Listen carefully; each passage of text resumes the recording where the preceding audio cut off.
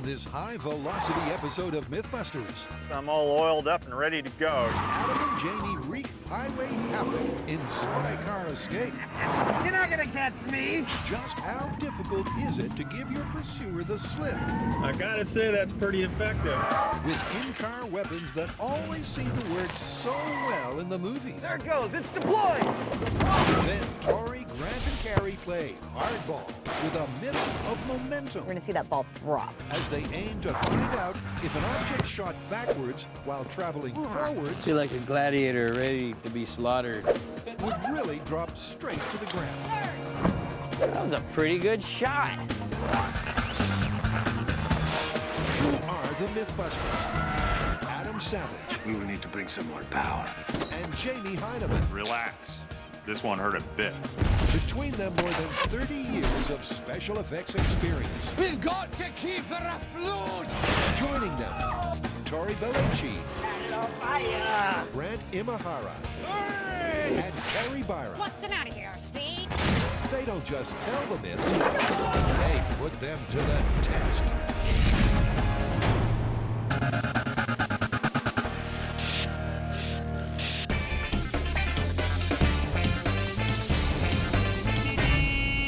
Check it out. You know we love our movie myths. Yeah. And specifically, we love our super spy movie myths. Yeah.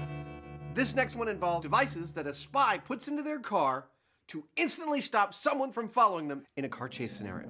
Ah, like a smokescreen. Exactly. And I'm thinking we test all the classics. Smokescreen, I'm thinking releasing a bunch of tacks, and oil slick. Fast cars, dangerous gadgets. I'm up for it. I thought you would be. The concept is almost as old as the automobile itself. Arming a car with the right kind of gadgets to ensure a slick getaway. Turn on the oil! The boys are revved up to test 3 of the all-time classics in a series of equally classic car chases. This is Adam. Can someone get me a car? This is Jamie. Make it sporty.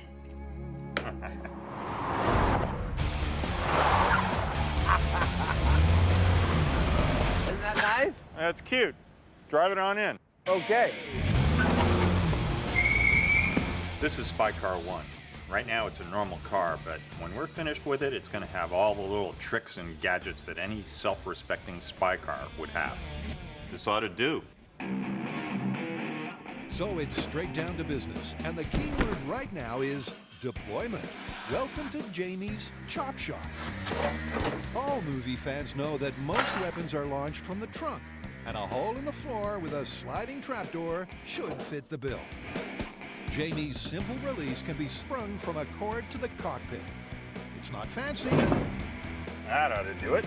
but it works. With the car customized, it's off to the test track to load it with weapons. We're at the Alameda County Emergency Vehicle Operations Center, which is where the police practice chasing bad guys, which means it's perfect for us. Of course, there's no chase without a chase car and an experienced daredevil to drive it. Morning, sir. Morning. How are you? I'm good. How are you? Good. Good day for a car chase? Every day is a good day for a car chase.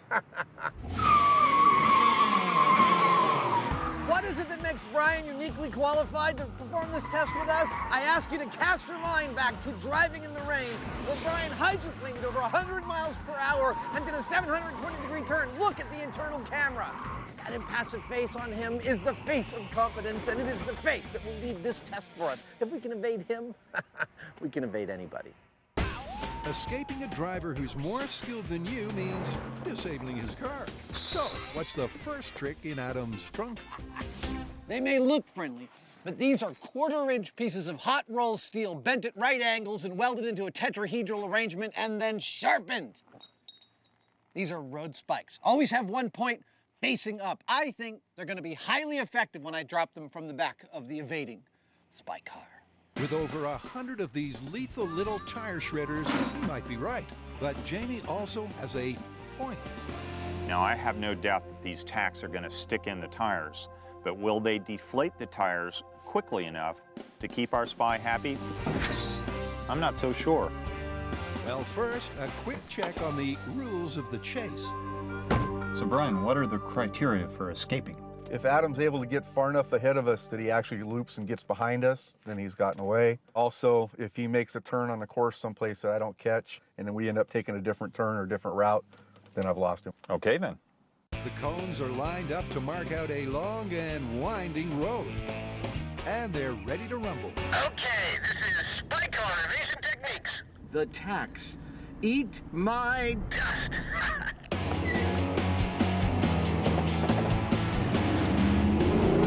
Make no mistake, both drivers are hell-bent on surviving the chase.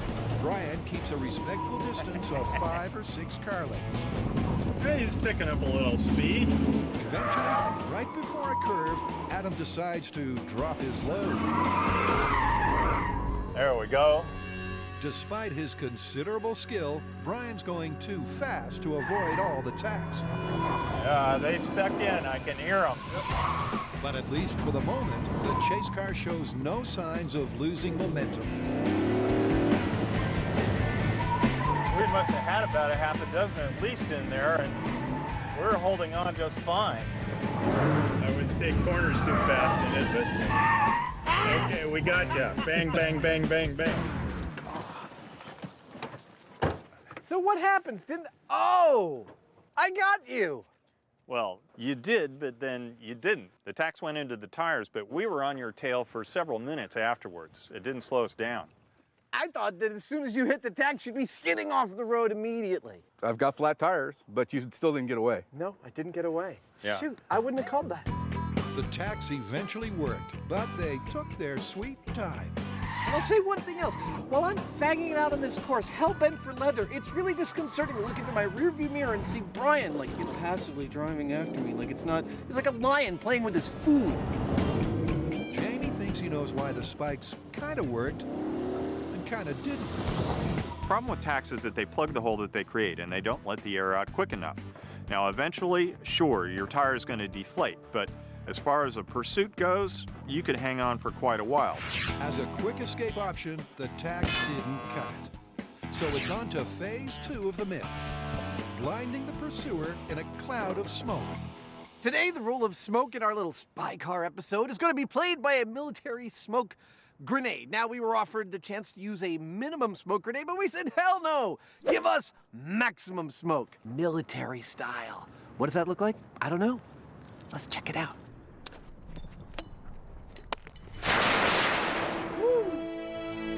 Providing the wind doesn't pick up, that should work nicely. This rig is about as simple as it gets. All you do is pull the pin, you've got smoke. All I've done is strap them to the back of the inside of the car. I've hooked them up to cables that go into the cockpit of the car. I pull on the cables, I'm gone in a puff of smoke. Well, that's the theory. Okay, smoke evasion, you guys ready? That's affirmative, lawbreaker. Do your worst.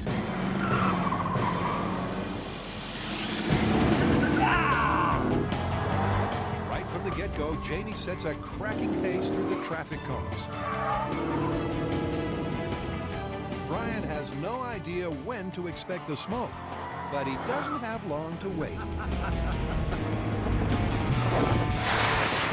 For the first few seconds, the deployment looks picture perfect. It's right about now that it all goes horribly wrong as Jamie's convertible starts filling with smoke.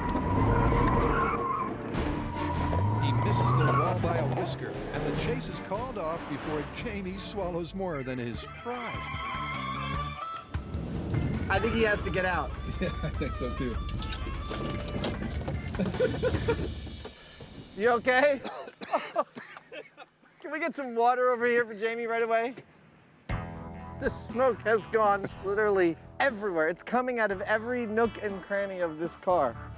Well, that right there was a real Pink Panther moment. I mean, we build these things and ideally we test them before we take them out on the road, but I kind of regret not doing that. That was absolutely horrible. With the rushing air pushed over and around the windscreen, the car's interior became a low-pressure zone, sucking much of the smoke back up over the trunk. That's a rig failure, not a technique failure. We're gonna have to reset and try it again. Adam's right. It's unfair to condemn a myth due to faulty method. We'll reassess and reload to hopefully make the convertible cockpit a smoke-free zone.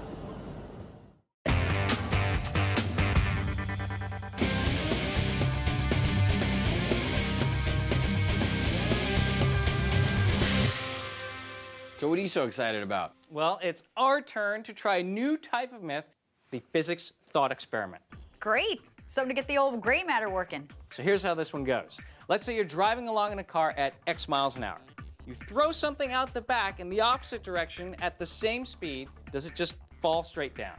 Basically what you're saying, does the forward momentum and the backward momentum cancel each other out completely? Exactly. Or is there some other factor like air resistance that makes it impossible? And I wonder if it works at 6 miles an hour, will it also work at 60? That is what we're going to find out. It makes sense that an object subjected to equal and opposite forces, forwards and backwards, would drop like a stone. But unless we can prove it in real life, this simple equation's no more than an untested myth. So how are we going to test this one? How about a pickup truck with a treadmill on the back? Pickup truck drives forward at 10 miles an hour, treadmill goes back at 10 miles an hour, and then one of us jumps on it. By one of us, you mean Tori? What? So this is to see if I just fall straight down or get flung off the back. That's the idea. Yeah, great idea. Best if they bust out the gym equipment before Tori changes his mind. That seems safe enough. Normally treadmills are pretty straightforward. You set the speed and go. That is, of course, if you haven't been drinking. As Adam bravely proved, the treadmill is not to be trifled with. And now it's Tori's turn. My question is, if he jumps onto a moving treadmill, will it slow down and actually throw him off at a slower speed? To test this, we're going to put a 180-pound load onto the treadmill, see if it slows down. If it does, then we'll turn it up until it throws it off at the target speed. So while Tori tapes together an even simpler version of himself, Grant finesses the conveyor belt of death. So what are the stripes for? They are so we can find out what the actual speed of the belt is. Using our high-speed camera, we'll count how many frames it takes for one of these to move 1 foot. According to the manual, the maximum speed of the treadmill is 10 miles per hour. That's fast enough to get the stripes strobing. That looks a little crazy to me. It looks a lot crazy. That looks so dangerous. I would not want to try to jump on that. And, at least for the moment, he doesn't. That was kind of a problem. In fact, it was just what Grant predicted. The bag slowed the belt down to a relative crawl. It actually recovers fairly quickly. Okay. And it gets back up to 5.45 miles per hour. All right, now the tricky part is doing it without falling. I suggest you tuck and roll. So to balance the myth, the truck should also move forwards at 5.5 miles per hour. All that remains is to attach one to the other. You really gonna run on this thing, huh? Oh, not so much run. More just fly off the back. 4 bolts later, this traveling treadmill is primed for a field trip. They're bound for the Concord Naval Weapons Station, where the roads are long and level.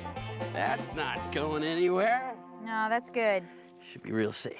Real safe. That would be the least of our safety concerns, I think. Tori straps on the famous red suit. Carrie still can't understand why his knee pads are trembling. You got dragged by a horse and it didn't seem like a bad idea. Got buried alive didn't seem like a bad idea. Stop! You got in a ring with a bull, it didn't seem like a bad idea. He's looking right up. This is a bad idea? Feel like a gladiator ready to be slaughtered. We'll chalk that one up as a yes. Okay, so here's the setup. For our control test, our truck is going to be stationary. Tori's going to drop onto the treadmill and then project off the end of the truck in a gentle arc. Now, for the next test, we're going to drive the truck at the same speed as the treadmill. When he drops off the back of the truck, he should fall straight down. Well, that is if the theory is correct. And when I say gentle, could be exaggerating just a little bit. But you know what? I'm used to taking one for the team, so this should be easy. They've rigged the treadmill to work on a small portable generator, and it's soon up to speed. Okay, so this is our control test. You ready? I'm ready as I'm ever gonna be. Okay. Famous last words as a telephone call disrupts the filming. Who is it? This is Brian. He's our director. You should know better. Yeah, no, I know. No. What's going on? With uncanny timing, the office is called up to tell them that Tori cannot take the fall. Seriously? Okay, so this is unusual. We're just about to go for it, and our producer gets a phone call from the insurers. Apparently, this is way too dangerous for Tori to attempt, this uncontrollable fall. So, I think we're gonna have to go for the next best thing, which is, I don't know, like sandbags or something. So while Tori stands down, the supply truck is ransacked for raw materials. Okay, what do we got? They're looking to build a substitute fall guy, so coveralls and a blow-up doll fit the bill. How's that? Is it getting into the legs at all? Oh, it is. It's getting heavy. Oh, good. And there's a real bonus to having a sand-filled stand-in. They can fill it to just a fraction of Tori's weight, so they can run their tests at 10 miles per hour, not the planned 5. Not bad for a stand-in Tory. It's only fitting that the man who missed out gets to discharge his stunt double. All right, here we go. 10 miles an hour. In 3, 2, 1. Oh, I am so glad that that wasn't you, man. that was an arc. I wouldn't say a gentle arc. Nor would we. And it's probably time to admit that the safety team had a fair point. So in our control test, stand-in Tori was thrown 6 feet away from the treadmill from a height of 3.5 feet.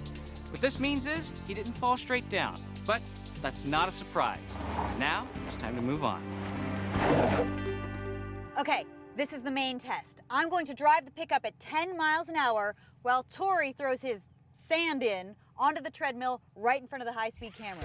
If the sack of sand comes even close to falling straight to the ground, we'll finally know that this myth is on track. All right, ready? In 3, 2, 1. It's a rare case where the team gets excited by a lack of spectacle. Still, best check the high speed. So watch that point right there. Oh, nice timing on the drop. It pretty much drops straight down. I mean, compared to our control test, it would have been out there. Yeah, Here, straight down. that is really cool. So there might be some merit to this myth. Absolutely. The morning's testing was a total success, and they learned something along the way. First of all, we learned that Tori is more important than we thought. We can't just chuck him off the back of a truck. Secondly, we learned something from our 10-mile-an-hour test. We had the treadmill going at 10 miles an hour on a stationary truck. We dropped our sand-in Tori, and he fell in a little arc. Then we drove exactly 10 miles an hour, dropped our sand-in Tori in the same position, and he went straight down. But this is MythBusters, and we just can't stop there.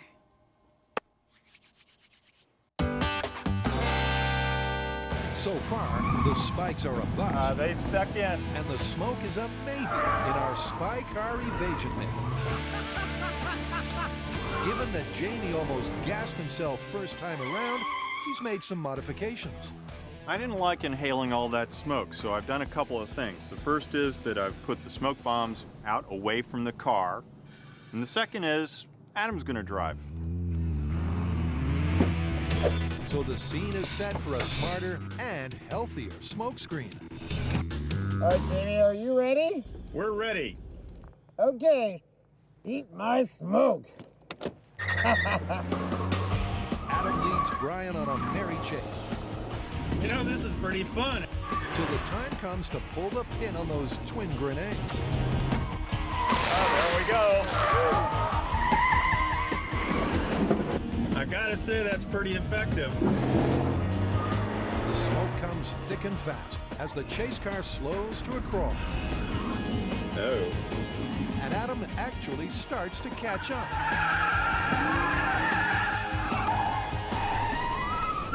With the red car now in Brian's rear-view mirror, Adam's officially shaken his tail.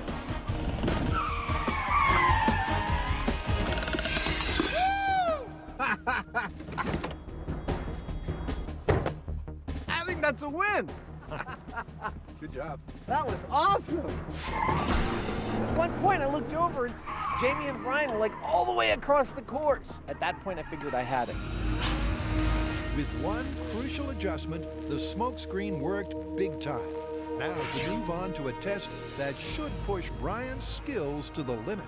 Now we know this is good for the taste buds and bad for the waistline. The question is it good for the escapee and bad for the pursuer? I think it will be. As Adam implied, we are doing our best to save the planet. The lubricant of choice is vegetable oil. The setup is simple. 2 bottomed-out buckets are lined with clear plastic. With a tug of the cord, the bags should each spill 5 gallons of oil on the tarmac. Okay, guys, I'm all oiled up and ready to go. Are you ready? We're ready, yes. This should be slick. Knowing what's coming won't help Brian avoid a potential disaster. The course is too narrow to skirt around the slick, and he doesn't know where or when Jamie plans to give him the slip. And then we see oil pour out of his back, and Brian tries to avoid it, but actually, because Jamie does it on a turn, it sort of crosses the whole road, and we can't avoid it. The chase car has clearly lost traction. It slips and it slides as Brian struggles to point the nose forward and stay on the track. Definitely made it slick. Yes, definitely. He's lost valuable time as the car careens sideways, and Jamie decides to quit while he's ahead. What did you think? That was fascinating. I would have to call that moderately effective. It didn't make us spin out, but it definitely threw us off our game, didn't it? It slowed us down. That was definitely enough to do it. We were surfing all over the road. Brian was really expert, but at one point you were all the way across the course from us.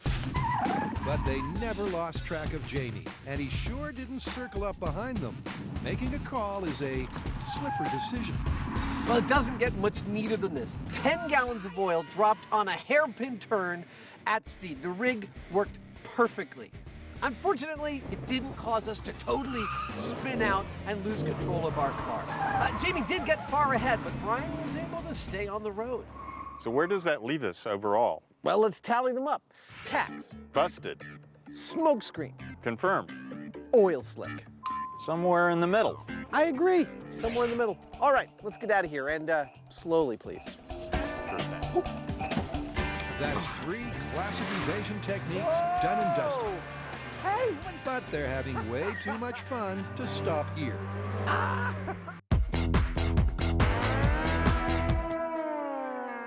Carrie, Grant, and Tori are trying to confirm the myth that a deadweight drops straight to the ground if its forward momentum is exactly the same as its backwards propulsion.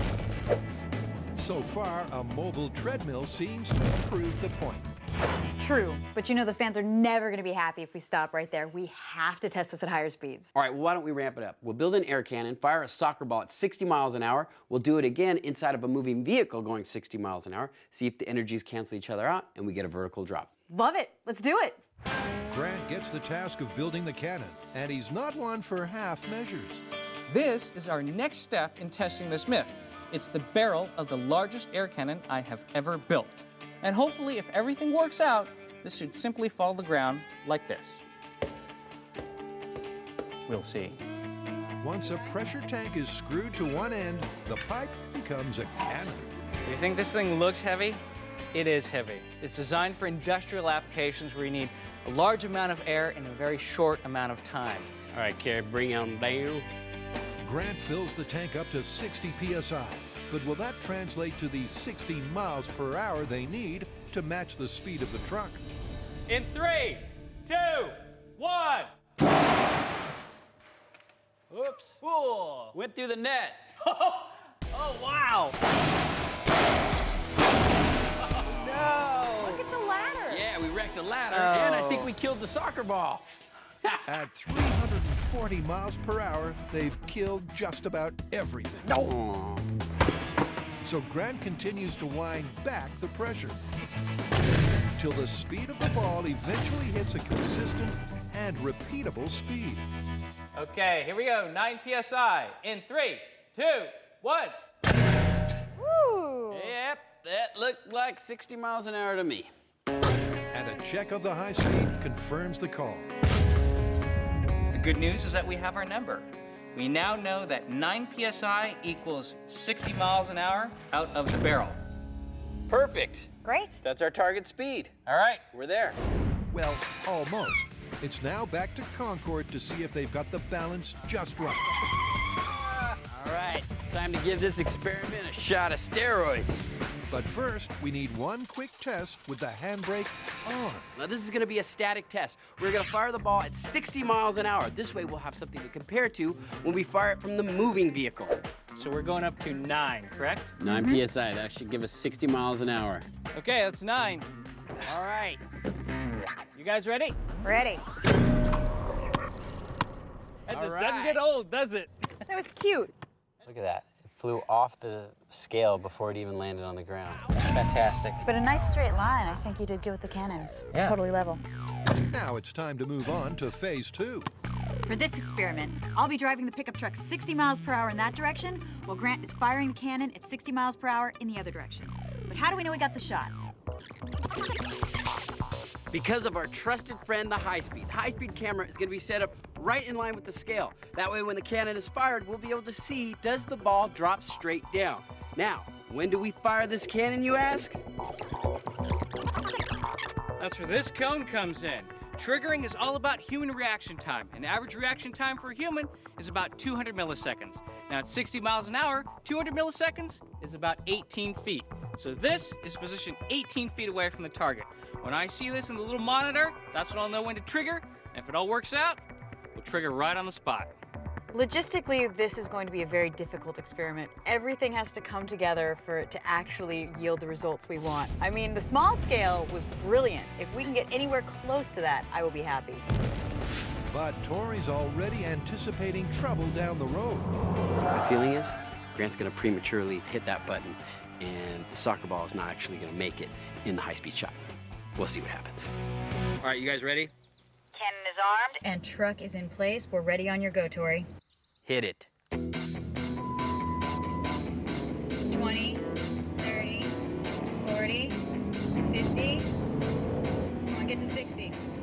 Come on. Okay. And fire. Hey! That was a pretty good shot. Let's look at the high speed. Given how hard this is to get right, it's a mighty first effort. But the ball did bounce backwards. It's not perfect. It's not the same results as the other one. That's what I'm saying. This should drop straight down, not fly backwards. It's agreed that either the car was too slow or the cannon too fast. Just note to yourself, the speedometer was wrong. I was perfect. Absolutely. So noted for the record.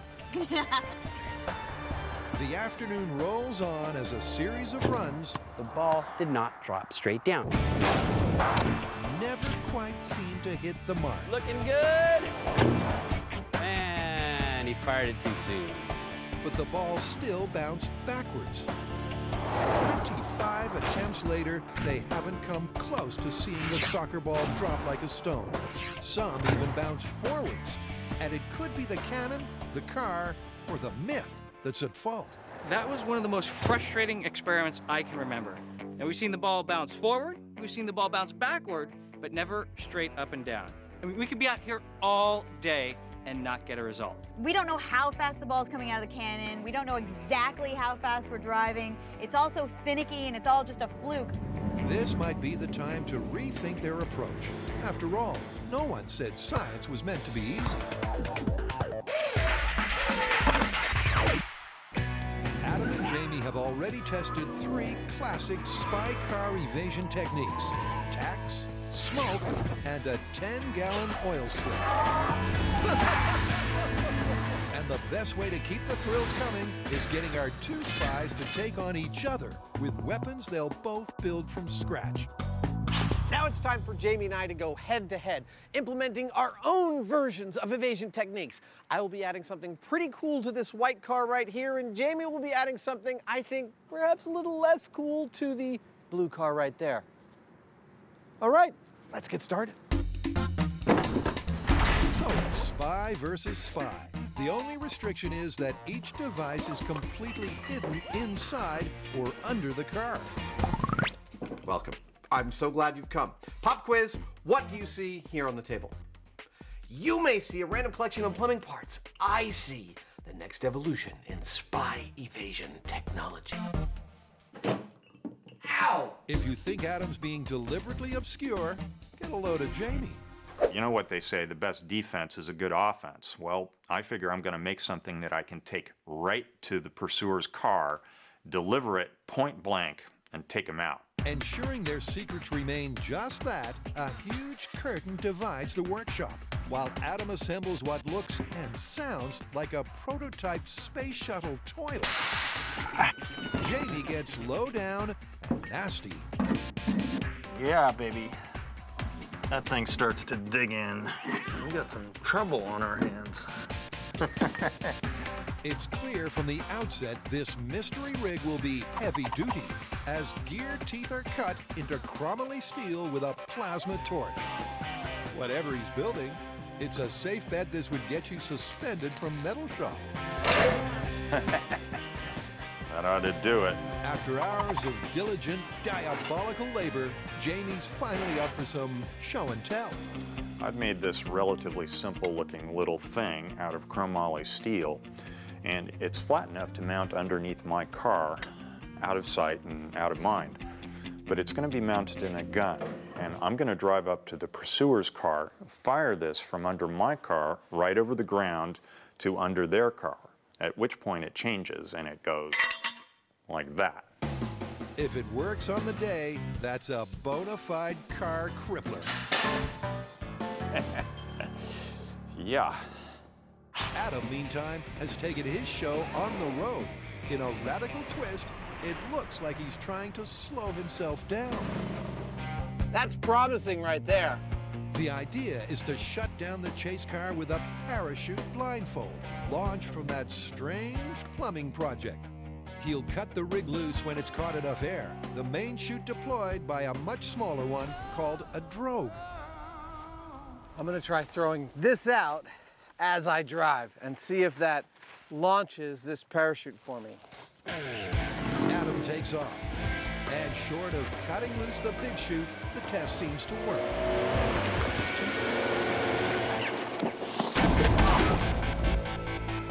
Ow! Okay, ow. The parachute launched and immediately ripped this off the trunk and sent it into my head. But I like the drogue chute. It seems like a nice quick deploy. While Adam untangles, Jamie just adds to his arsenal. How this one fits in is anyone's guess. It's still smoking. But his real party piece is the Auto Stop 3000.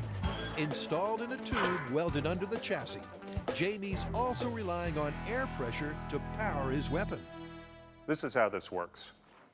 When I pull this trigger, the pressurized air that's in this tank goes through the valve, out the bottom of the car, and out the barrel. 3, 2, 1. And so the air from the car has shot this whole assembly out the bottom of this car, aimed for the bottom of the neighboring car. That would be a successful test. Far from prying eyes, Adam's also been busy customizing his rear end. Then, just to rattle Jamie's cage, Yeah, bring in all the puppies and all the lead. on that disturbing note, it's time to return to a favorite MythBusters test track, this abandoned suburb at Fort Ord. Are you ready for this? I'm ready. I want to go first because I don't think you can handle my technique. Knock yourself out. Okay, here's my plan. Right about here, I'm going to push the launch switch, activating the cannon, setting the drogue chute out behind my car. At this point, Brian and Jamie are likely to wonder what the hell's going on, and they're likely to back off a little bit. It'll take the drogue chute a little while to fully inflate the parachute, right about here, in fact. At that point, Brian and Jamie are likely to be wondering what the hell I'm doing slowing myself down with a parachute. And this is where I activate the final part of my plan, which is to cut the cord that holds the parachute to my car. They will either A, get entangled in the parachute, or B, figure that because the parachute stopped, I've stopped, and they will stop. Meanwhile, I Brian will have pulled into my secret hiding place out of sight of the road, sending them down the wrong road looking for me in the wrong place. I think it's a pretty sound plan. I think it'll work. Let's remember that Jamie hasn't a clue that the plan is to blind him with billows of nylon. Nothing to see here, folks. Are you guys ready? We're all set. Okay, eat my dust. Adam takes off like a shell from a shotgun. Once again, Brian steering the chase car. The streets have never seen speeds like these. You're not gonna catch me. I got a secret weapon right here on the dash. And the chute is let loose right on the mark. There it goes. It's deployed. Parachute's out. Oh, and it's away. Nice try, but no cigar. I hope that wasn't all he had. Well, it was all he had. The parachute worked, but not well enough. Ah, they caught me. Adam's been totally tailed to his secret lair. Well, shoot. Well, your device deployed fine. It deployed beautifully. I was hoping it would either make you stay too far back or you'd get entangled in it. If it had caught us just right, it might have worked, but it didn't. Adam admits that it could have gone better. It might work under certain circumstances, but to be a viable spy car evasion technique, it really has to work every time. So I think we've got to relegate the parachute to the dustbin of failed ideas. Now it's all up to Jamie to press his advantage and take out this head-to-head challenge. And if his plan comes off, Adam's in for the ride of his life.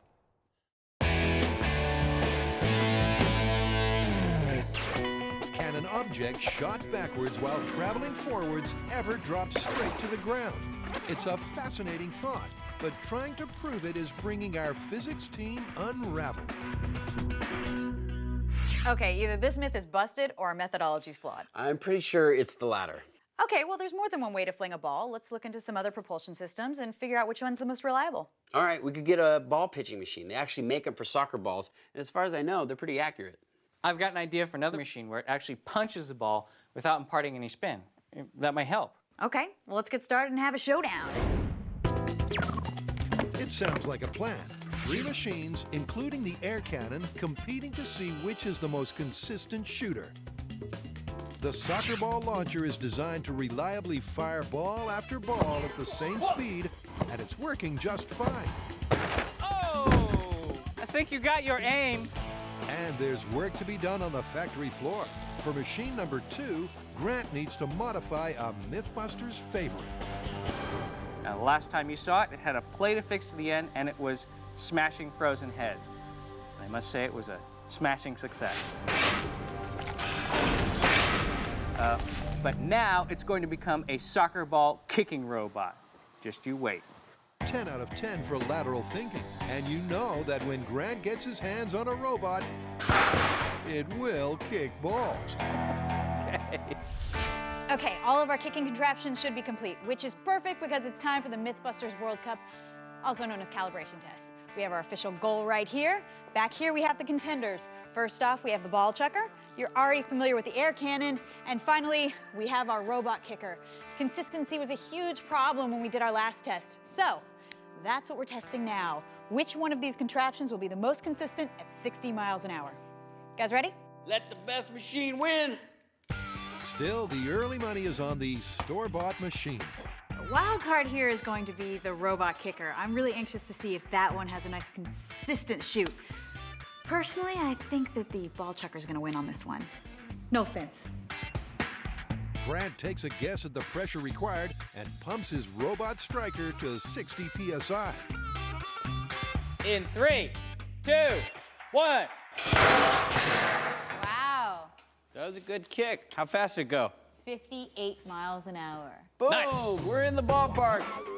A succession of kicks gives a nice tight cluster of numbers. We're going to keep going and average them all out. But so far, it's looking pretty good. In the end, Grant's machine has worked wonders. The kicking robot was great. It was consistent within 3 miles per hour. Now, moving on to the ball chucker, which, well, was actually made to chuck balls, so hopefully This will be consistent. All right, we're ready to go. Tori's already fine-tuned the speed of the tires, and from the very first ball, it looks like he's right in the zone. God, 59. It's an impressive display from the favorite, but there's still one to go. Nerds. All right, why don't we do this? Let's test the air cannon one more time. I mean, who knows? Maybe it's more consistent than the other machines. All right. Going up to 9 PSI. So it comes down to these last 5 shots. Fire away! The shootout is finished, and the result is a shock to everyone. You know what? Out of all the machines, this one looks like it's the most consistent. Yeah, I think we all know who the winner was, but just for fun, I calculated the standard deviation. You and I have really different ideas on fun. Ethan, fun. Go ahead. Okay, this one's 1.22. This one is 2.3. And the winner and still champion, Air Can with 0.84. Oh my gosh, after all that, we have to go back to the air cannon. Yes. The ball speed's as close as we're going to get, but let's not forget that's just half the equation. If the speed going forward is also in doubt, we'd be fools not to fix it. And Carrie's no fool. So the solution to our speedometer problem is this. It's a tachometer. Now what we're going to do is we're going to brace it with all sorts of clamps that I've scavenged from the camera department. So it's right here against the wheel. We have some reflective tape that's going to make the laser able to pick up every revolution, and from there we can do the math, find out exactly how fast our car is going. Now they've done all they can do to fine-tune the hardware.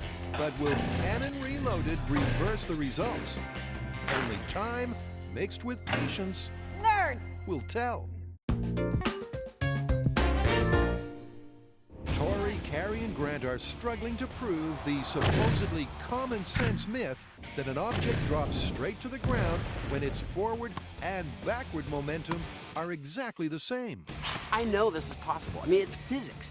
But the real question is, are we going to be able to get the conditions that we need in order to show this? I mean, this is television. We can't give up until we have a shot of it actually happening. So here's where we're at. Fire away! Grant's air cannon was precise enough to earn a second shot, but Carrie's replaced a possibly faulty speedometer with an incredibly accurate tachometer. This is it. We have eliminated all the variables. We have the cannon shooting at 60 miles an hour, the car driving at 60 miles an hour, just to show that this ball will drop straight down. This is it. It's go time. All right, you guys, you ready? We are ready.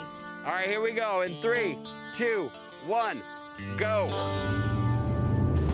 Look, this is a classic physics thought experiment. I mean, you've got something moving, you fire something off of that moving vehicle at the same speed, and ideally it should cancel out.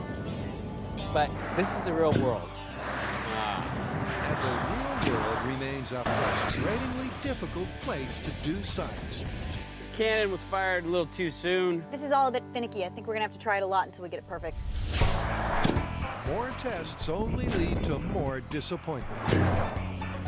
Once again, Grant's timing is just off the mark, but Carrie at least sees a light at the end of the runway. I have a feeling that we are very close to a perfect demonstration. We're gonna see that ball drop. With the forward and backward momentum matched as close as they're going to get it, the pressure's on Grant for a perfect release. I don't know about you guys, but that looked pretty good to me. Let's check the high speed. It really looked good to the naked eye, but the judge in this case is the high speed. Oh my God, it's like a cartoon.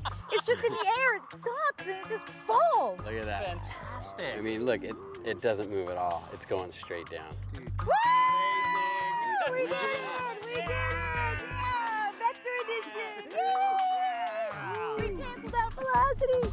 After 3 days of suffering, that single shot brings the myth to an end. I can't be happier. We actually got the speed of the car to match the speed of the soccer ball, and we got a perfect straight down drop. Ladies and gentlemen, the laws of physics are still hard at work.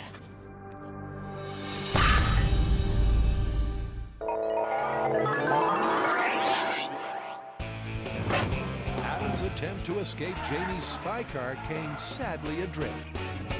Parachute's out! Oh, and it's away! Things might have gone better with a backup device, and Jamie will not make the same mistake. First up are my tailgater terminators, which are going to deploy out of the back of my car like so.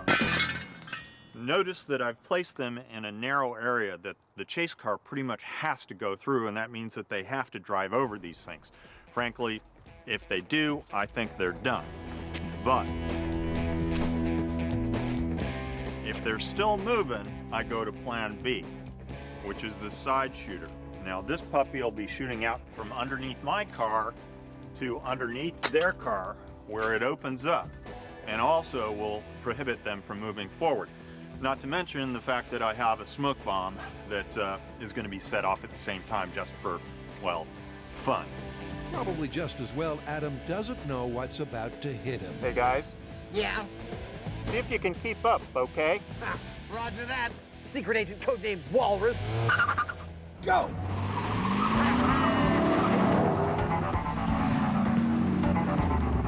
Just a few seconds in, Jamie launches the first of his deadly barrages. He's playing the game. I said puppies. He's throwing puppies out. Brian heedlessly plows through the pelting of puppies and regains lost ground. But to pull off his serious double deployment, Jamie needs to slow way down. Brian has no choice but to take on the spikes, only to find he's been set up for the sucker punch. And then Jamie's just looking at us. We hear this boom! Whoa! And he takes off. And incredibly, Adam and Brian lurch off right behind him, hauling enough shrapnel to sink a battleship. We are on you! The car's leaking gas, and the noise is not healthy. They ride Jamie's tail for a 5-minute lap of the desolate streets. So their prey makes a bolt for his burrow.